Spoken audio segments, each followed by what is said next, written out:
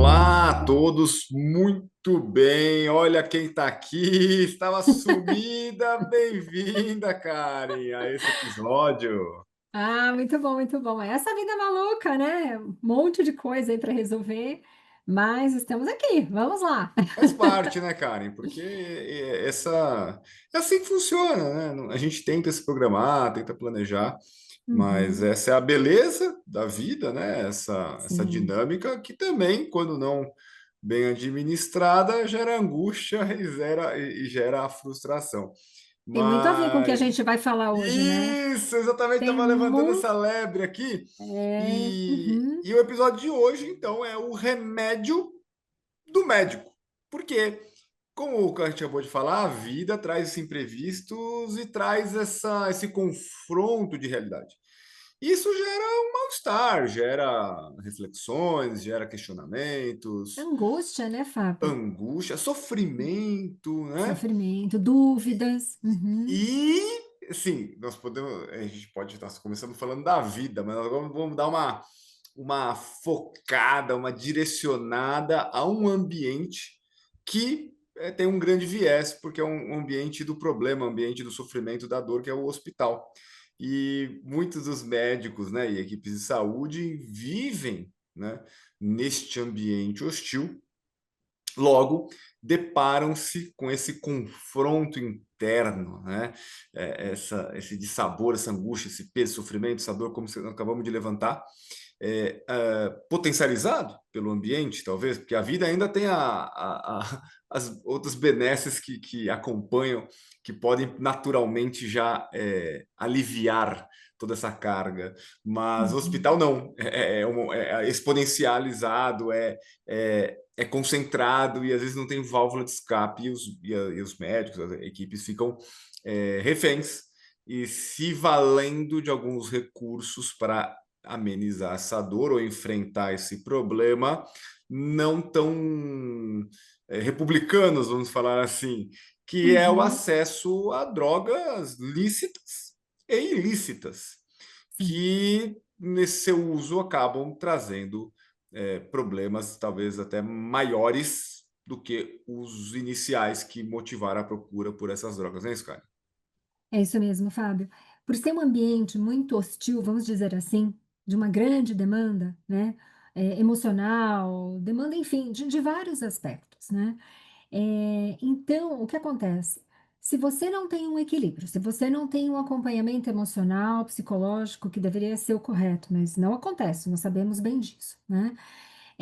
Se essa pessoa não tem todo um amparo da família, dos amigos, né, vive num meio que seja saudável fora de um hospital, o que que acontece? Essa pessoa vai, esse médico, no caso, residente, o que for, ele vai em busca de outras válvulas de escape que não são saudáveis, que não são legais e que vão ter um grande impacto lá na frente, né? Então, sim, um ambiente muito difícil, que você convive com a dor, né? A dor dos outros, você pode fazer o que for possível para amenizá-la, mas e essa sua dor interna? E a sua? E o seu sofrimento? E ali para dar uma má notícia, para você conversar com uma mãe, para você tentar sanar dúvidas de um paciente, trazer o conforto para ele. E aí? Que preparo é esse? E aí sim, às vezes muita gente não tem o apoio que seria necessário, né? Muitos médicos não têm esse apoio e eles acabam partindo para outras coisas. Eles vão, como você mesmo disse, Fábio, drogas lícitas e ilícitas.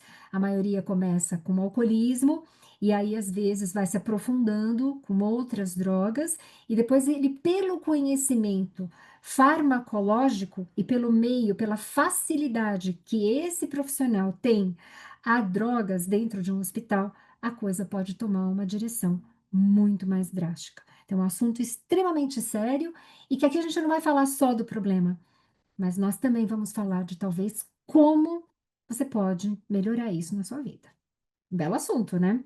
E dentre os elementos que você destacou, como pacientes críticos, morte, dor, família, também tem que lembrar uma situação, talvez, não é que é mais corriqueira, mas ela é presente e Hum, acaba até impactando, que são as dificuldades de fazer, talvez, o que tem que ser feito, ou o sim. que mereceria ser feito, mas devido a impasses burocráticos, financeiros, institucionais, ou mesmo familiares, por alguma questão religiosa, alguma questão cultural, acabam não sendo executados ou aplicados, gerando também uma grande frustração na equipe, né?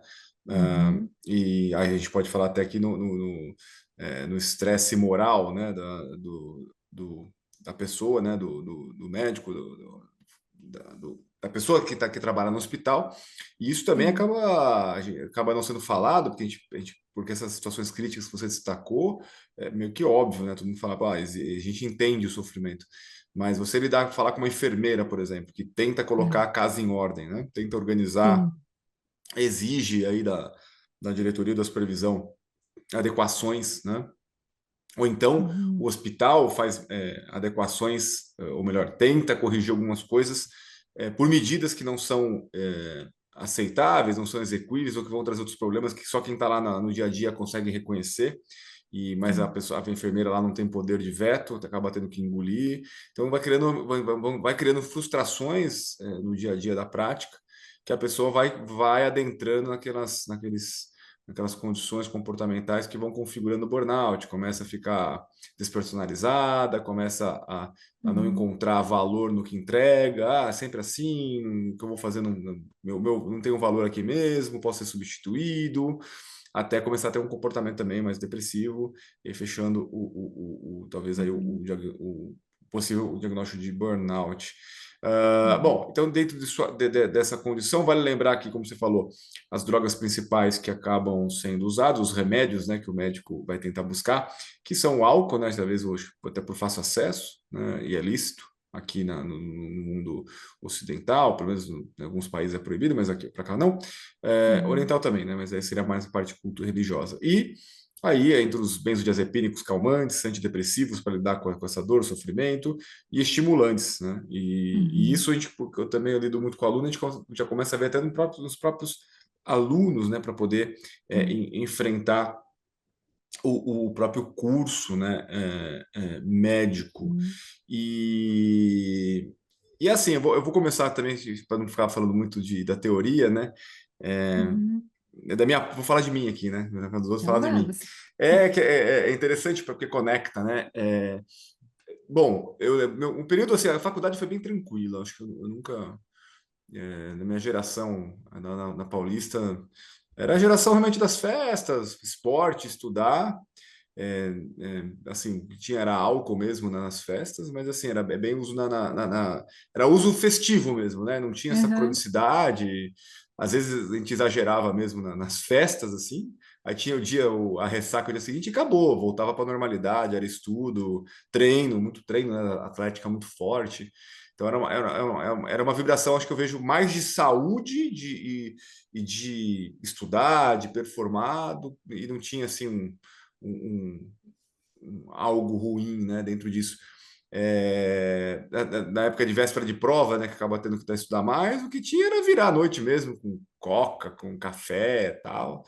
E aí depois, o dia depois, após a prova, você hibernava lá um pouco para tentar Uhum. compensar, mas esse era talvez o dano que tinha, né? E Uhum. já na residência já foi bem mais estressante. É um ambiente que exige mais, como já descreveu, mas tem menos apoio. Você já está aí na linha de frente, você já está sentindo, já é médico, né? Já tá se Uhum. assistindo. E ali realmente deu uma pesada. E ali por exemplo, eu percebi que o álcool já não era mais o recreativo, ele já começou a virar uma rota de fuga, vamos dizer assim, né? O remédio mesmo, né? Uhum. E eu lembro uma vez até que eu saí um dia muito pesado, no meio da semana, assim, aí eu lembro que eu falei, nossa, eu preciso beber. E aí eu queria beber uma cerveja X, acho que era uma confraria, que era da Boêmia, e aí saí lá de festa para procurar lá no Pão de Açúcar, achei que não estava tão gelada, eu botei para gelar no ar-condicionado do carro mesmo, para tomar ela de noite antes de dormir, para o dia seguinte voltar ao normal. Aí isso aí me chamou atenção, né? Então, o peso do dia todo eu estava descontando na cerveja, né? Então, era o Uhum. meu remédio, né? Então, é quando você colocou que, poxa, onde que está? ou é uso recreativo ou já está tendo remédio para tentar tamponar uma dor. E outros colegas, assim, né, que o pessoal não fala muito tal, mas uso muito que nem motorista, né, rebite, né, anfetamina para poder Sim, o ficar acordado rebite. os plantões, né. E isso Uhum, graças a Deus eu nunca precisei, né, apesar de cansar bastante e às vezes a resistência ao sono não ser o meu principal, mas eu consegui superar, passar por isso sem uso, né.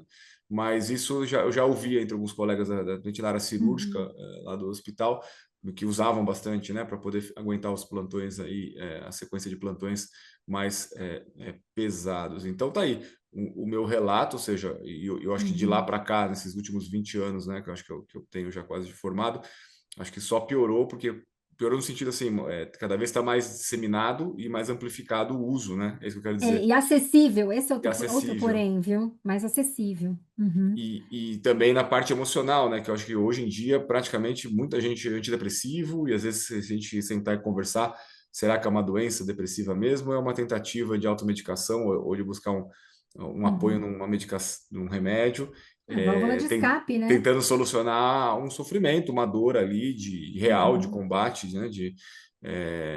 Como se fosse uma doença. Então, não que tire o valor da medicação, mas será que é necessário mesmo esse tipo de medicação? Ou seria melhor fazer uma terapia, uma conversa, ou ter um grupo de apoio que poderiam estar ajudando da mesma maneira? E esse tipo de situação vai só piorando, porque realmente eles acabam não solucionando, né, cara? Esse que é o problema, né? É, não soluciona e só piora. Bom, eu gostei muito de ouvir o seu relato. Você falou da enfermagem também, que eu acho muito legal. Dentro de uma instituição que cuida da saúde, né, nós temos os colaboradores, todos que trabalham nesse ambiente, nós temos as enfermeiras, os médicos, enfim. Como você mesmo disse, a equipe de enfermagem não tem poder de veto.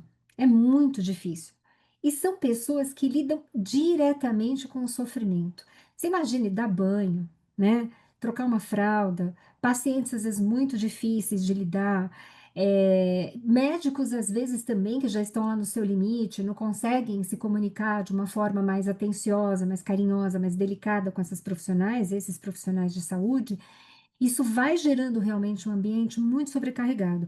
A maioria dessas pessoas não ganham o que deveriam ganhar, falando de termos financeiros, moram às vezes em regiões muito distantes da onde trabalham, precisam pegar uma condução, duas, três.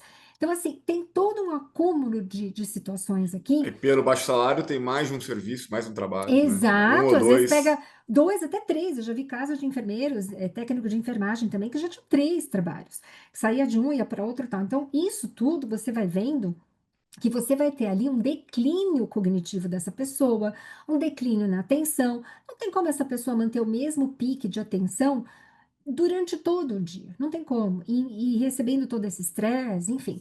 E o que a gente fala muito, por exemplo, que hoje está se falando, né? Agora no Brasil isso está chegando, é a resiliência moral. Né? O que que é isso? A resiliência moral às vezes a gente confunde com estresse, confunde com uma depressão, um burnout, mas na verdade isso se chama também resiliência moral. O que que é isso? É um grande estresse para pessoas que não conseguem lidar com a situação. E elas não sabem nem aonde procurar ajuda, elas não sabem como fazer, porque não existe nada, realmente nenhuma instituição, hein, Fábio? Exatamente, preparada para ajudar esses profissionais também. Porque você imagine que esses profissionais todos, vocês da área da saúde, né, que estão ali cuidando do doente, do paciente, da sua família, enfim, vocês vivem num constante looping, né? Fica naquele looping, a coisa vai indo, vai indo, vai indo, sai um paciente, entra outro, e vai de uma sala para outra, e atende um, e atende outro, e revê o caso. E essas enfermeiras, os enfermeiros, também naquela mesma coisa, é um estresse muito grande. E ninguém recebe, então, instruções de como lidar com isso. Quais são as técnicas, ferramentas, o que que você tem de acessível para você correr ali antes de você chegar ao ponto de pensar em beber, né? Bebidas alcoólicas, em pensar de usar uma droga, um medicamento mais forte, qualquer coisa assim. Então, deveria haver, nós deveríamos ter ferramentas, deveríamos ter algumas coisas qualquer coisa que pudesse realmente equilibrar e ajudar essa pessoa. Eu lembro uma vez, sabe, você trouxe o seu exemplo, eu achei bem bacana, mas eu lembro de uma vez, há muitos e muitos anos, quando meu pai estava na UTI, e era muito difícil, porque meu pai tinha 58 anos quando ele faleceu de câncer, né? Foi muito difícil. Um carcinoma ali, que, enfim, por uma porção de falhas, acabou sendo diagnosticado tardio, né? Um diagnóstico tardio, e que acabou no desfecho que acabou. Meu pai acabou falecendo. E eu lembro que eu estava grávida do meu segundo filho, já no fim da gestação, morava fora nessa época, vim porque meu pai estava na UTI. Era uma coisa muito difícil, a família ali. E aí, tinha uma enfermeira, eu lembro, gente, olha, tem 23, agora em novembro, faz 23 anos que meu pai faleceu. Então, olha só, eu lembro do rosto dessa enfermeira, eu não vou esquecer jamais. Eu falei para ela, deve ser muito difícil ficar aqui numa UTI, né? No centro de terapia intensivo. É muito sofrimento, é muito difícil. E eu lembro que tinha um rapaz de 24 anos que tinha sofrido um acidente e ele estava em estado muito, muito grave, entubado, aquela coisa, aquela família vindo, porque nós tínhamos horário de visita naquela época, né? Então, assim, muitos hospitais continuam, a família não fica o tempo todo com o paciente. E aí eu lembro que eu falei, nossa, e era muito difícil ver aquela mãe indo lá, ver aquele rapaz de 23, 24 anos de idade, o pai, uma coisa muito pesada. E meu pai ali também, uma coisa muito difícil, e eu grávida.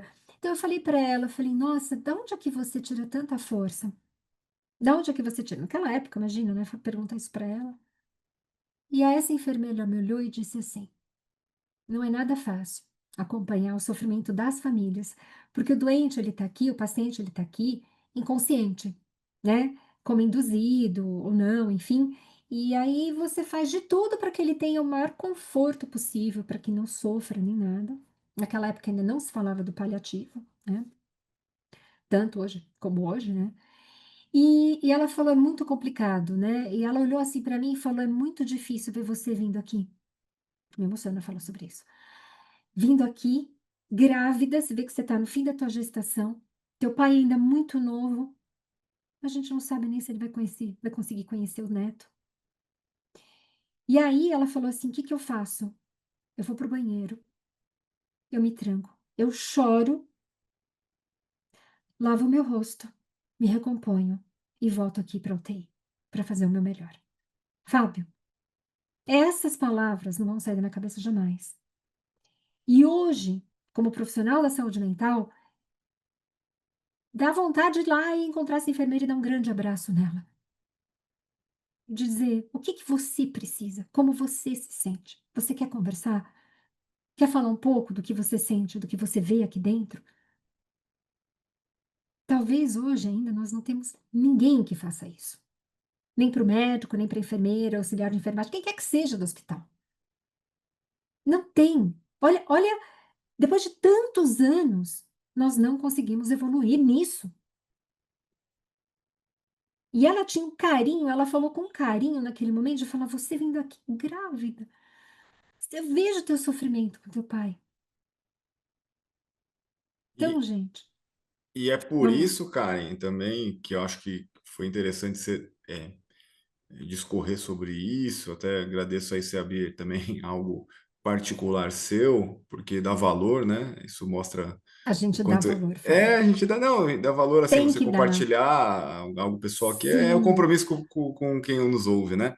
Mas aí você vê, até hoje não tem esse suporte, né? Então você vê, mas essa enfermeira provavelmente tem uma resiliência moral, que é o conceito hoje que a gente poderia graduar, que a permite uhum, tá lá de cabeça erguida, lá o se vale de chorar, se vale de se guarnecer por um momento no banheiro e depois ela uhum, recupera e vem com a entrega, ela vem superar o sim, desafio como uma missão, né?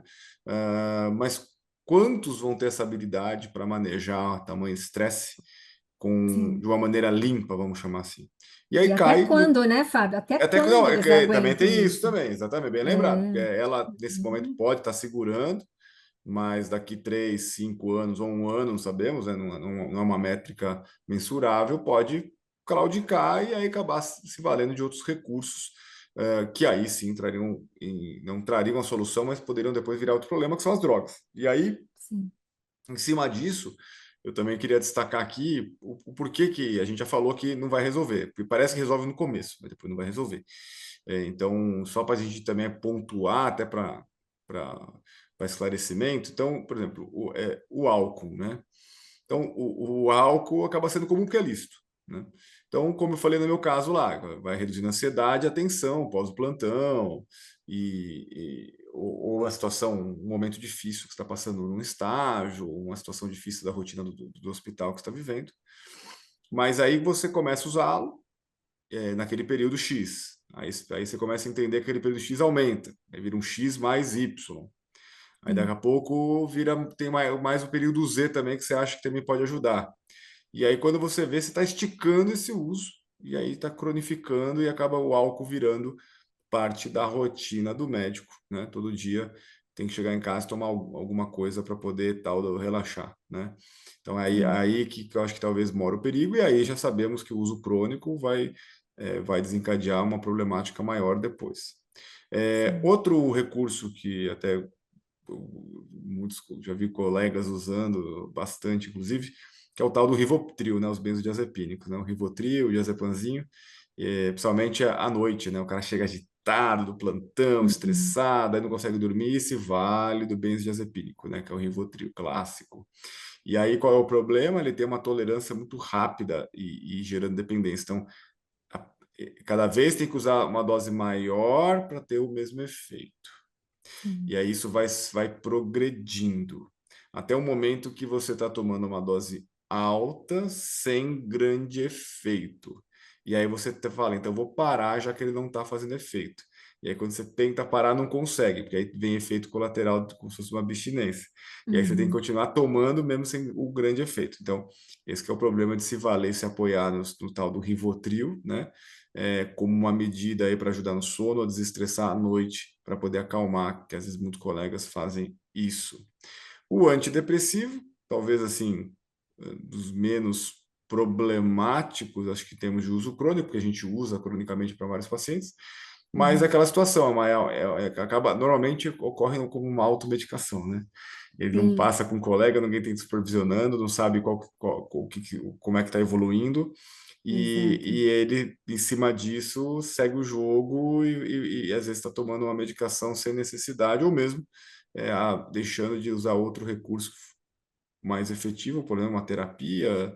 E quando a gente fala Uhum. terapia aqui, lógico que tem a terapia profissional, mas o fato de sentar num grupo de apoio, por exemplo, dentro do hospital, que é o que você já destacou que falta, já poderia ir Falta. muito ajudar essas pessoas, invalidando a necessidade de uso do remédio, da droga que nós estamos destacando Uhum. para o médico.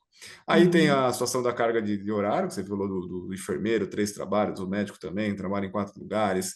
Sim. Então, termina um plantão, em teoria, ele teria o dia seguinte de descanso, ele tem que ir para outro trabalho para poder. Então, acaba usando os estimulantes aí.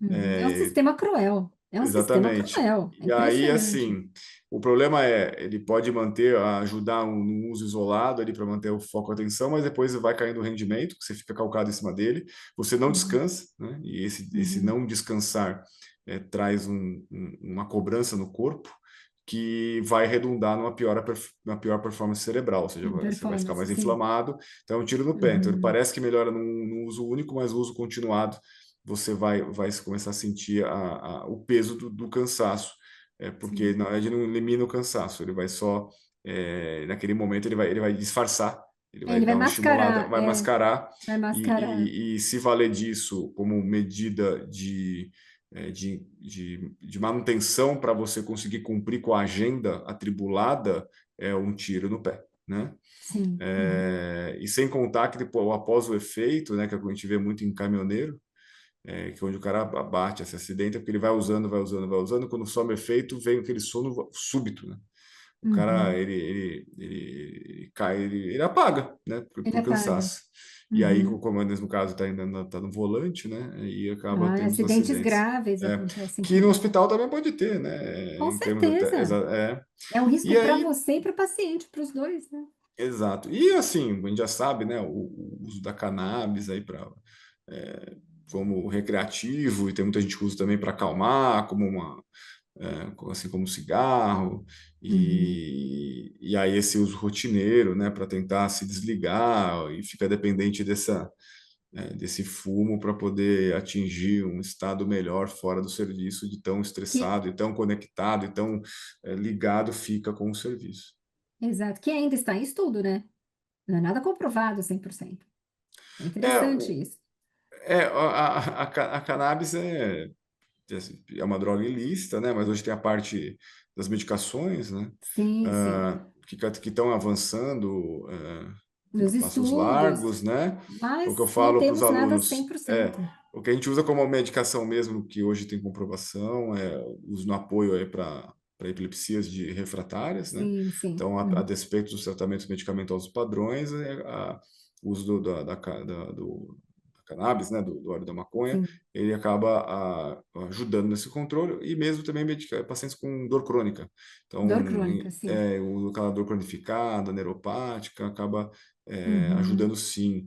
Mas fora isso, É, aí tem na psiquiátrico estudo, ainda, é, tem ainda estudo, está em o, estudo, mas é, nada é, 100% ali dizendo, não, isso exato, pode resolver de uma forma sem causar um dano, sem causar problema, sem efeitos colaterais. Não e o tem isso ainda. engraçado é que assim, tá um merchandise assim, do óleo de maconha, que eu aqui para nossa região aqui do norte e nordeste virou panaceia, né? Eu pego vários pacientes com diagnósticos outros e o pessoal já óleo da maconha e manda suspender remédios. Então, por exemplo, doença de Parkinson, né? Que você consegue ter um bom controle às vezes, com um Uhum. remédio, só que tem uma polifarmácia, porque não é um remédio único. Já peguei Sim. paciente que parou tudo que o médico falou, é óleo da maconha. Ou paciente com Alzheimer, né? Que a gente sabe que infelizmente as drogas padrões também não ajudam, assim, Uhum. não ajudam efetivamente, né? Efetivamente, Acaba é. sendo paliativo, mas aí troca tudo Uhum. pelo óleo da maconha também. Então, assim, tá tendo um apelo comercial muito grande e a gente Sim. tem, não estou dizendo que não funciona, mas ainda não tem comprovações. Não tem comprovações, né? Mas o que a gente sabe, pelo menos a droga fumada, né, que seria a parte impura com todos os elementos químicos, a gente sabe Sim. que pode ter problemáticas no Efeitos seu uso, colaterais, exatamente. exatamente. É E não é aquela à coisa, toa virou, desculpa, Fábio, virou aquele tipo de coisa da pílula mágica, né? isso, Resolve tudo, gente, resolve tudo. De isso. unha encravada até É dores um crônicas, unguento, oncológicas, é unguento. unguento, exatamente, é unguento, exatamente. Então tem que tomar muito cuidado, ser muito criterioso com isso, porque não é bem assim, né? Resolve tudo. Então, não. E Uhum, Karen, olha que pegando dados aí da própria Associação Médica Brasileira, uhum, não só brasileira, e bate um pouquinho até com a Associação Britânica, né, British Medical Association, uhum, em 18%, mais ou menos 20% dos médicos, eles acabam buscando esse tipo de recurso medicamentoso que a gente acabou de falar. Então, a uhum, cada 10 profissionais, você vai ter em média dois, né, que estão uhum. se automedicando ou se valendo dessas outras drogas para tentar manter uma homeostase ou buscar um equilíbrio que dê condições de enfrentamento ao sistema, pois a situação como a gente falou, é bruta, né? É E isso bruto. não é falado e muito menos discutido até como medidas de reversão do quadro, né? E aí a gente Sim. agora gravou um episódio só sobre isso, lembrar que não, se, pelo menos vai depender dos estudos, mas de 40 a 50% dos profissionais da saúde, eles têm, não, se não o diagnóstico fechado, mas critérios para burnout, devido a Sim. esse Uhum, cenário que a gente já acabou de descrever. E aí traz uhum. consequências, né, Karen? Consequências não só profissionais, clínicas aí do dia a dia, como éticas, né? Na hora que nós Sim, vamos, ética, nossa, na hora que nós vamos exato. dissecar esse quadro real, né? Você começa a ter problemas até de lapso de memória. Tem que tomar muito cuidado, né? Não é uma coisa assim. E outra, Fábio, nós já Erro falamos disso. médico lá, né? O erro Erro troca a médico. medicação, erro paciente. Sim. Assim, nós estamos falando assim, erro médico envolve tudo, não é só um erro diretamente, mas Não, exato. como cai a atenção, cai esse compromisso aí, essa Exato, enfermagem capacidade. também, né? É, Trocar medicamento e tal. Claro que hoje tem alguns hospitais até bem estruturados que eles têm um controle muito maior, que escaneia tal, que vai de quantidade, quem foi que deu o remédio, em que quantidade e tal. Mas não são todos os hospitais que conseguem ter essa estrutura, porque para bancar isso também é muito caro. Esses sistemas tecnológicos e tudo mais são caros, então a gente não consegue colocar isso em qualquer lugar, né? Então é um risco muito grande para o paciente. Mas, se nós formos ver, Fábio, a culpa de quem é? A gente pode levantar essa bola? Isso é muito arriscado isso que eu vou falar, mas eu acho que, teoricamente, nós sabemos o que está acontecendo. A gente vê o que está acontecendo, né? É falado já há anos pelos profissionais de saúde, a gente conhece o problema, mas infelizmente eu não vejo ninguém que tenha o poder nas mãos, é um Conselho Federal de Medicina, né? Qualquer coisa assim, sentar e falar, gente, não está na hora da gente mudar isso aqui? De fazer plano de carreira para essas pessoas, de trabalhar num único lugar, de dar condições. Olha, o hospital, para ter esses profissionais, eles têm que oferecer isso, isso e isso. Sabe, eu acho que falta um pouco isso, porque nós sabemos do problema, nós conhecemos, mas nós não temos, infelizmente, pessoas que têm o poder nas mãos, querendo realmente sentar, escutar esses profissionais e falar o que que nós podemos fazer para eles, por eles, né? Uma das questões, eu vou fazer agora um comparativo. Vamos lembrar da Boeing com aquele problema do Max 8, né? O Max 8, aqueles aviões novos, maravilhosos, super tecnológicos, incríveis. Por isso que eu falo, gente, ótimo, temos a inteligência artificial. Vou fazer um pinguinho aqui do nosso contexto aqui da história. Que maravilha, tudo vai evoluir, eu acho muito bacana, vai servir para ajudar muita gente, para trazer diagnósticos mais assertivos. Eu acho que vai ser uma ferramenta interessante de apoio ao médico. Porém, pergunto a vocês: vocês voariam num avião sem piloto? Eu, Karen, não entraria no avião sem piloto. Não entraria. Eu vou trazer 2 exemplos. O primeiro sobre o Max 8, né, aquele avião, né, aquele modelo de avião, que o grande problema era, pilotos já sabiam do problema e eles avisavam a Boeing, eles reclamavam, eles falavam: "Gente, esse avião é perigoso". Esse avião, depois da decolagem, acionava, parece que um computador de bordo, que ele era programado para manter o avião, para pousar. Acho que era uma coisa assim, não era, Não, na verdade é o Fábio? seguinte, rapidamente, é porque Me ajuda, vai lá. Não, não, não, é só uma questão de equilíbrio da aeronave, porque Equilíbrio da aeronave, não não, o que era? aconteceu? Eles tiveram que mudar o motor para ficar mais econômico e competir com o Airbus. Só que Uhum, a estrutura, né, vamos falar, chassi da aeronave era um chassi mais baixo, e esse motor melhor não cabia embaixo. Então eles tiveram que uhum, botar o motor não embaixo da asa, mas para frente do avião. Aí, conforme o uhum, motor veio para frente do avião, é muito pesado, desbalanceou o avião para cair, para ele tender com o bico para baixo, devido ao uhum. desbalanço ali da estrutura dele de equilíbrio ali na Desequilíbrio, força né? G. Aí o que eles fizeram? Lógico, balancearam do jeito que deu, mas conforme ele decolava, ele tinha a tendência de jogar o bico De para baixo. equilibrar, né, para E aí eles baixo. botaram um sistema automatizado que vai lendo o avião e vai consertando isso para seguir o que o piloto quer, para o piloto não ter que ficar corrigindo isso na Uhum. mão. E aí esse sistema funcionava automaticamente. Automático, ele acionava Aí o automático, problema né? foi que os pilotos não foram avisados disso. Esse foi o problema também. Exato. E E eles aí percebiam, os mais experientes eles conseguiam perceberam que desativar o alguma computador. coisa entrava e fazia Uhum. começar não a corrigir, botar o avião para baixo. Avião para baixo, E aí exato. ele tinha ali 30 segundos para reagir e destravar isso, porque depois de travado Destravar. para baixo, não tinha Isso, como reverter. exato. E isso acontecia no momento crítico da decolagem, já.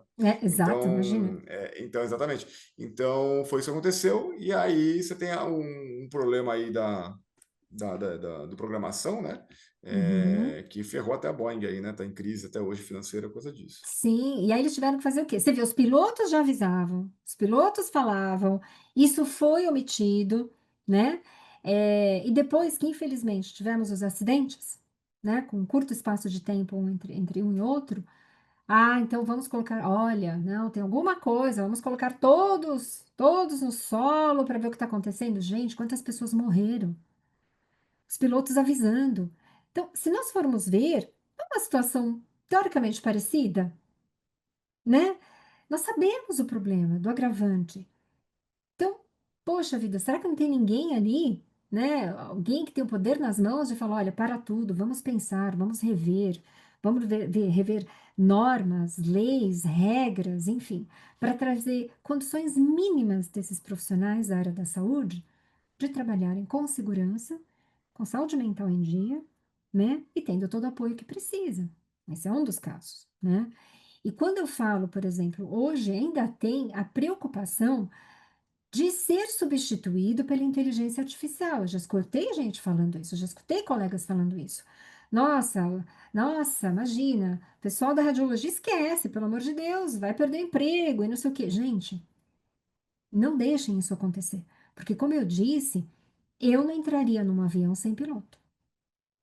E já se fala, né? Ah, os carros que são inteligentes, enfim, a gente já viu que isso por enquanto não deu certo, né? Tem já estudos falando dos aviões também, que talvez lá na frente não será necessário piloto. Gente, pelo amor de Deus, eu tenho um conhecido que é um piloto. Vou trazer essa história para vocês. Piloto da Latam Internacional, muitas, muitas horas de voo, grande experiência, fazendo voo internacional. Acho que ele estava indo para os Estados Unidos, estava do Brasil, de São Paulo, estava indo para os Estados Unidos. E eu conversei com ele um dia e falei assim: olha, fala para mim, qual foi o episódio mais dramático que você já passou? Curiosidade, não devia jamais ter feito essa pergunta, porque eu morro de medo de voar. Mas a curiosa mulher, imagina, eu, Karen, super curiosa, conta para mim, qual foi o momento mais estressante que você já passou? Aí ele falou: ah, não sei, não sei, nós somos preparados para muita coisa. Mas aí ele falou: não, peraí, lembrei de um. Esse eu fiquei apavorado. Eu falei, gente, se ele ficou apavorado, né? Aí ele falou assim: nós estávamos atravessando uma tempestade, indo para os Estados Unidos, e não tinha como contornar, não tinha, porque era uma tempestade muito extensa. Provavelmente deve ter sido época de furacão, sei lá. E aí ele falou assim: nós fomos atingidos por um raio. Imagina, um Boeing, aquele avião imenso, 200 e poucos passageiros, foi atingido por um raio, e ele falou que o raio atravessou o avião. Naquele momento, ele falou: o que que aconteceu? Ele falou assim: aquele baita barulho, nós percebemos que alguma coisa tinha acontecido. Todos os equipamentos, todas as luzes do avião se apagaram. Todos, todos. Ele falou assim: Karen, nós ficamos só com o barulho da turbina. Graças a Deus, a turbina funcionando. Ficou um breu, tudo que você imagina que tem de luz ali na cabine, breu. O avião inteiro um breu. Aí diz que ele falou assim: tava o copiloto, tinha mais dois, acho que era um navegador e um outro também copiloto. Ele falou: gente, old school, vamos para a escola antiga aqui, vamos navegar. Aí entrou o navegador com o mapa, com não sei o quê. Aí ele falou: aí o computador tem o backup, né? E aí, aos poucos, o computador foi voltando, mas ele falou: olha, levou em torno de uns 3 minutos para isso começar a acontecer, o computador depois restartar, né? Começar outra vez a funcionar. Ele falou: olha, naquele momento, ele falou: aqueles 2, 3 minutos parecem uma eternidade. E teoricamente você não é preparado para receber um raio. Agora, imagine um avião com inteligência artificial e você não tem um piloto ali para tomar a rédea ali e falar: olha, vamos manter a calma, vamos trabalhar em Tá, conjunto aqui. talvez, cara, o modelo aí seria igual da locomotiva, né? O metrô, você tem a automação, mas você tem alguém lá de reserva, de backup. Então vira o contrário, né? O ser humano Uhum. vira o backup. É que esse assunto, assim, a gente está engatinhando, eu vejo ainda, mas só você lembrar, o que mais morre hoje é acidente de trânsito, né? Ah, sim, é Você muita tem números nos Estados imprudência. Unidos e no Brasil aí similares à mortalidade de guerra, né? Não estão em guerra, então Sim, mortalidade de sim, guerra. E a maioria por imprudência do ser imprudência. humano. Então, se você fizer uma automação, por exemplo, no transporte público, nos carros, né? Então, tirar o poder de eu dirigir meu carro e você também. Então, a gente dirige de certo ponto. Sai da garagem, entra na rua, quando entrou na avenida maior, já entra como se fosse num trilho elétrico lá que vai conduzindo o carro e você não tem toda a autonomia no carro, assim, para você, por exemplo, passar a velocidade Uhum. máxima, velocidade da frente do carro da frente, enfim, eu acho que isso pode acabar no futuro realmente melhorando. Mas o que você chamou a atenção, acho que é o que é o legal que você trouxe, em relação ao tema, são caminhos para a gente solucionar. E um deles é entender que um dos pontos que precisam de modificações, atenção, é a parte da própria instituição, né? Sim. Porque o ambiente hospitalar pode ser que nós vamos fazer mais automações dentro dele, a inteligência artificial talvez vai atuar com mais robustez, né, com mais Uhum. presença nos serviços médicos. Todavia, você tem sempre um profissional lá, que é o que você quis dizer, não devemos perder a figura humana lá dentro, só que vai trabalhar sobre esse Uhum. estresse, sobre essas condições, e como dar o Uhum. suporte, porque o que a gente entende aqui é que não é que vai diminuir o estresse. Estar no hospital, infelizmente, é um Não, ambiente não tem hostil, né? Que como. nem uma guerra, né? Pois foi uma Mas escolha, né? como Foi uma vamos escolha. fortificar esse Isso. profissional e dar condições para que ele seja mais estruturado e mais fortificado e tenha também pode fazer um um alívio, né? Um deload, né? Quando você vê que o cara está estressando, ó, você vai ficar agora com tal função, você vai ficar uma semana de, sei lá, vou falar retiro aqui, mas não é essa a ideia, não é que é essa a proposta. Mas Uhum, você passa por ciclos, né, de reciclagem, onde a pessoa daquela acalmada, como se fosse umas uhum, férias, mas estrategicamente para ajudá-lo nessa manutenção. E aí na instituição, acho que também o que cada um pode fazer individualmente, que talvez é o nosso uhum. foco aqui, né? Sim, Porque antes de você pensar em buscar por si próprio o remédio, né, que são essas drogas listas e ilícitas, como tentar aliviar essa dor, que é real, tá lá, mas sem esse recurso. Então, lembrar uhum. de cada um, às vezes, buscar sua válvula de escape, alguns é na religião, outros é no Sim, esporte, outro é na muito importante. literatura, outro é na família. Então, Uhum, fazer a manutenção desses elos, né, desses vínculos, dessas atividades, porque elas são importantes, porque o sistema vai cobrando e vai tirando isso da gente, né? uhum.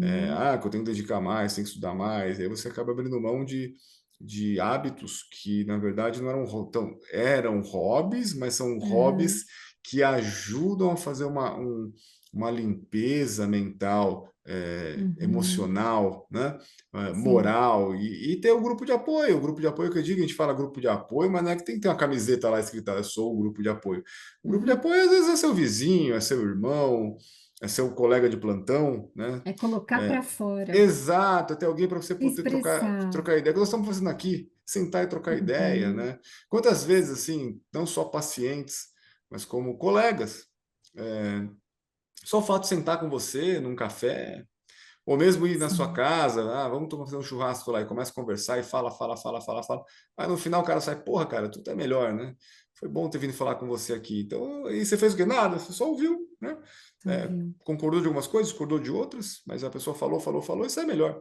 Então, É. eu acho que essa também, essa responsabilidade da Uhum, gente, por saber que está numa guerra, que é o hospital, cuidarmos melhor de nós mesmos, ela também é uhum. um ponto importante, né? E eu acho que por último, Karen, acho que também entra aí além da instituição, né, que é a estrutura. Você próprio está nessa estrutura se cuidar. Então, Uhum. mudar a estrutura, mudar a si próprio, e eu acho que também tem uma parte cultural, não é isso? Porque existe, ainda mais eu na área cirúrgica, mas acho que na parte médica, esse mito, né, essa cultura do médico como super-herói, não é isso, Karen? Isso, E isso acaba sendo uma cilada, né? Porque a gente cultua isso, né? A gente sim. propaga isso, a gente É. vive isso. E aí, Karen? Exato. O médico é infalível, ele não erra. Eles têm que estar sempre de plantão, sempre atento, né? Sempre disponível. Gente, isso é um mito, pelo amor de Deus. Existe uma grande responsabilidade por trás, inegável. Por que que eu trouxe a questão da inteligência artificial? Eu citei esses exemplos todos. Porque eu gostaria muito que todos que estão hoje assistindo a esse podcast, que vocês lembrem sempre, coloque isso aí no seu espelho do banheiro, na porta da geladeira, todo quanto é lugar. Você é extremamente importante. Você é extremamente necessário. Você tem uma importância inenarrável.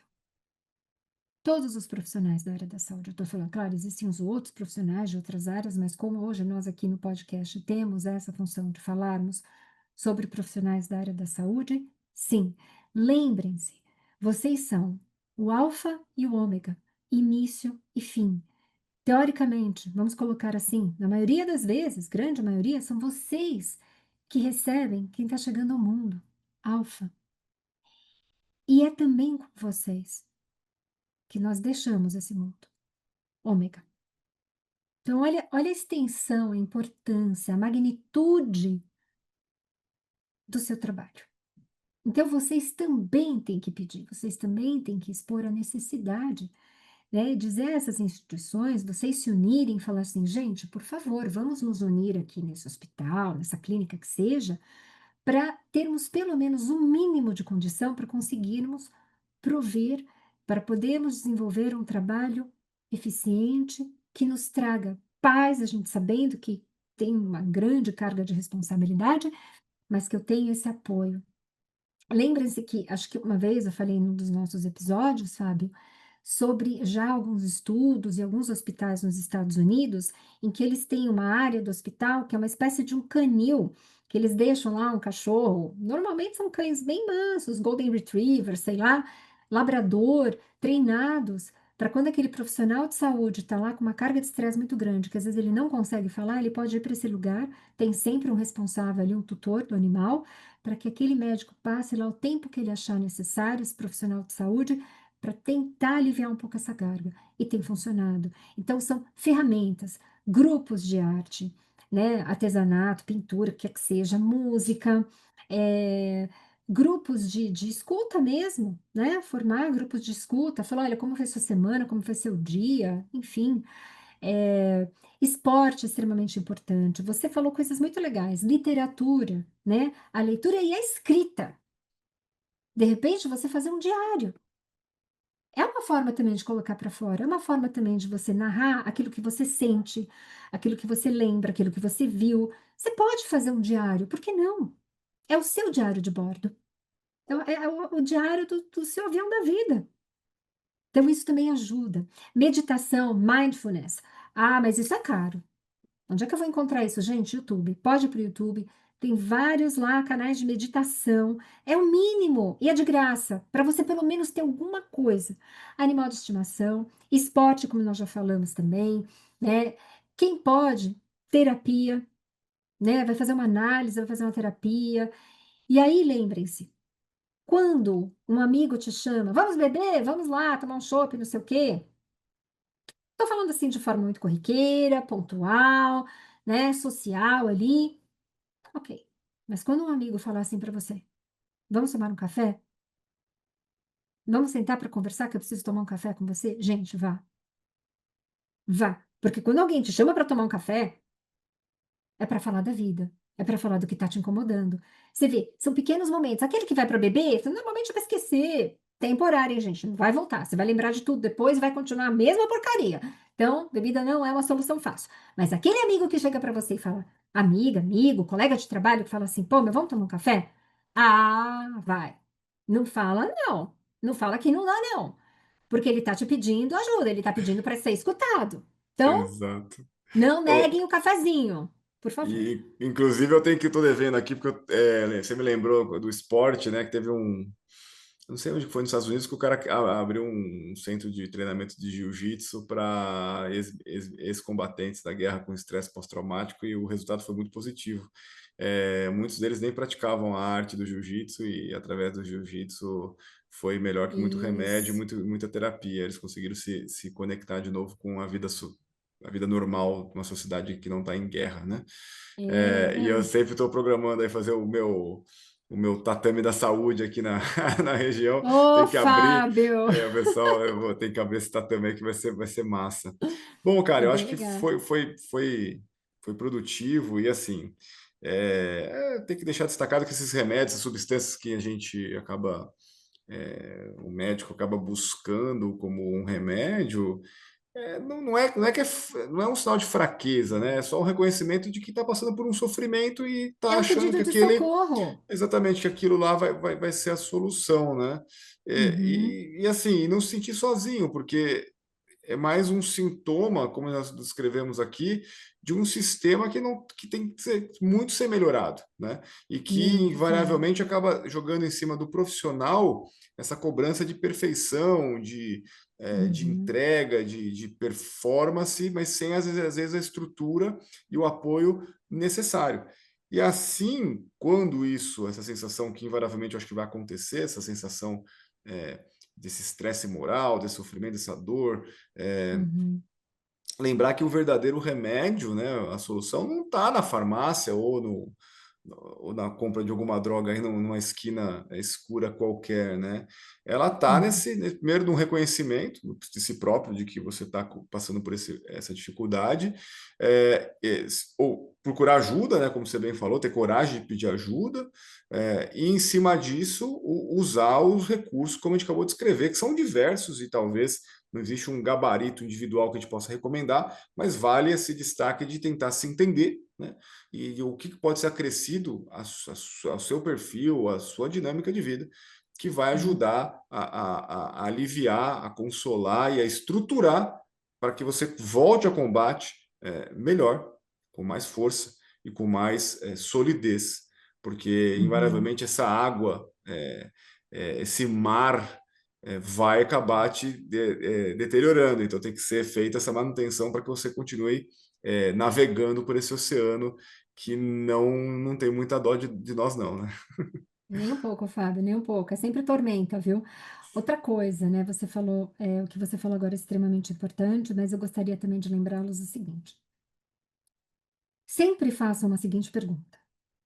Você nós falamos assim que existe um tripé para a gente conseguir se equilibrar na vida. A sua saúde física, a sua saúde mental e a saúde espiritual. Isso já é comprovado cientificamente. A OMS também já colocou espiritualidade. Eu não estou falando de religião aqui, não, tá? Mas pode ser mais uma ferramenta para você também se equilibrar, para pedir ajuda. Tanto faz se é o padre, se é o pastor, se é a mãe de santo, pai de santo, não importa, gente. É mais uma ferramenta. Então, sempre se pergunta se vocês têm esses três, que isso ajuda muito, tá? Outra coisa, a utilização de drogas lícitas ou ilícitas, isso daí, gente, não é, na verdade, nada mais do que uma solução temporária para um problema permanente. Então, é muito pontual, não vai resolver. Depois que passa o efeito, a coisa vem, é cascata. Então, não é o caminho, tá? Não é o caminho.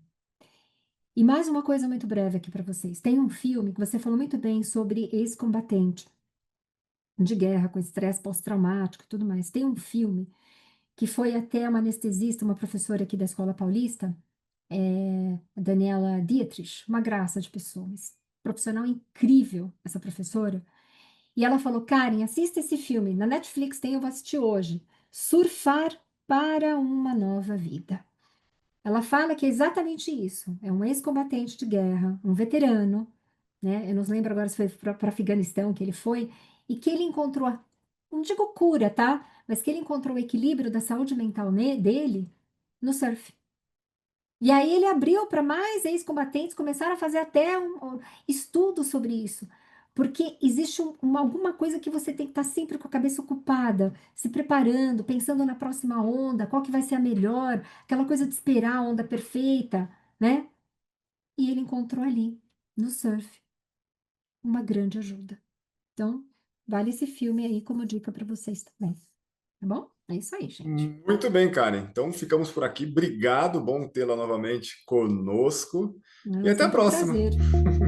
Até a próxima. Muito bom.